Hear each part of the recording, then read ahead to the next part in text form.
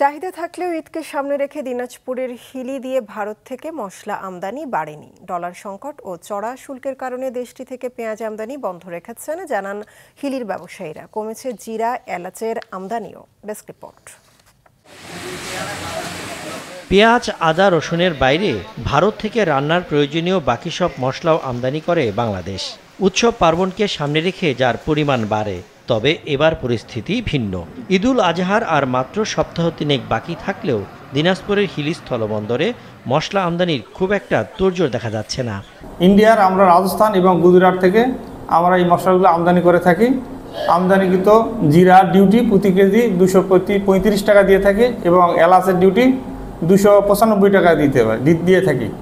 এই মশলাগুলির চাহিদা ব্যাপক আছে, যেহেতু সামনে কুরবানি ঈদ, এখন আমরা সবাই ইম্পোর্ট করতেছি। আশা করি মশলা বেশি ঢুকে গেলে আশা করি দামটা কমে যাবে।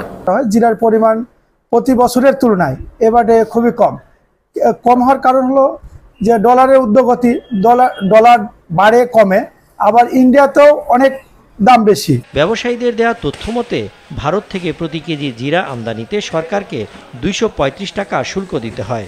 এলাচে যায় 295 টাকা। এর সাথে সরবরাহ ঘাটতির কথা বলে কোরবানিকে সামনে রেখে এরই মধ্যে অস্থির হয়ে উঠেছে স্থানীয় মশলার বাজার। সপ্তাহের ব্যবধানে জিরার দাম কেজিতে 150 টাকা ও এলাচ কেজি প্রতি 150 থেকে 300 টাকা পর্যন্ত বেড়েছে। জিরার দোকানে আসলাম, দেখি জিরার দাম অনেক বেশি। জিরা কিনলাম, জিরা 700 টাকা কেজি। বাজারটা স্থির না, স্থির হলে ভালো হয়।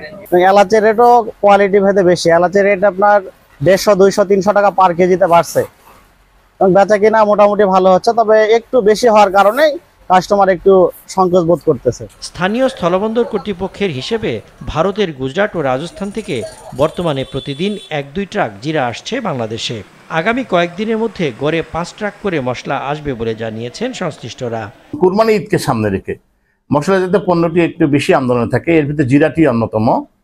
তো এই জিরা প্রতিদিন প্রায় এখন 2-3 গাড়ি প্রবেশ করতেছে, হয়তো সামনে 5 গাড়ি 7 গাড়ি বা বেশি প্রবেশ করতে পারে।